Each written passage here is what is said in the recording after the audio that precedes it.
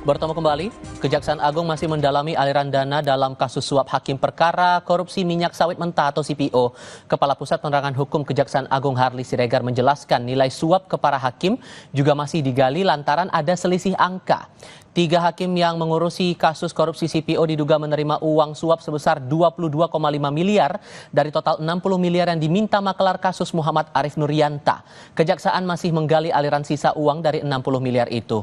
Kejaksaan Agung akan mendalami selisih uang sekitar 37,5 miliar rupiah. Apakah dinikmati oleh Arif sendiri atau ada pihak lain yang menerima aliran dana suap itu? Karena ada kesepakatan 60 setelah ada permintaan dari MAN, jangan 20 tapi kali 3 kalau mau selah kira-kira begitu kan. Nah sekarang itu yang kita dalami, apakah misalnya 60 ini memang total diserahkan oleh AR melalui WG kepada MAN, lalu dia mendapat apa? Nah keterangan-keterangan ini sekarang yang terus akan digali dari saksi-saksi yang ada. Bagi penyidik sebenarnya ketika sudah ada levering, ada permintaan, ada penerimaan, ada penyerahan. Nah ini kan sudah voltoid sebenarnya. Tetapi akan lebih baik lagi misalnya ketika akan diungkap misalnya siapa menerima berapa. Kita ke kasus lain, Mahkamah Agung menolak berkomentar atas tudingan PDI Perjuangan terkait jejak Hakim Ju Yamto, salah satu tersangka suap penanganan perkara korupsi minyak goreng yang pernah menjadi Hakim Tunggal pra-peradilan Sekjen PDI Perjuangan Hasto Kristianto. Hakim Tunggal Ju Yamto sebelumnya memutuskan menolak permohonan Sekjen PDI Perjuangan Hasto Kristianto untuk membatalkan penetapannya sebagai tersangka kasus Harun Masiku.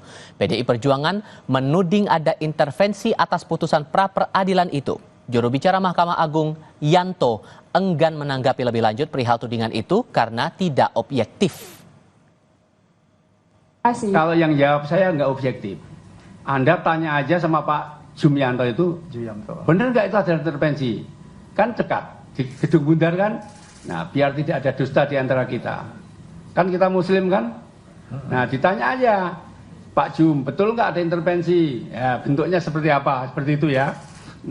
Nah, kalau yang jawab kita nanti nggak objektif, tanya aja yang mengadili.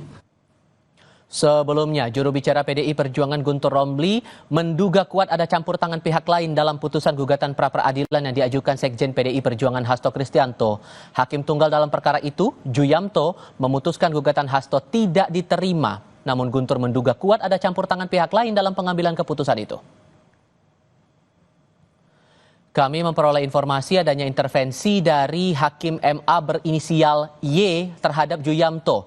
Karena itu putusan yang semestinya menerima gugatan pra-peradilan Hasto malah ditolak, kata Guntur dalam pesan tertulisnya.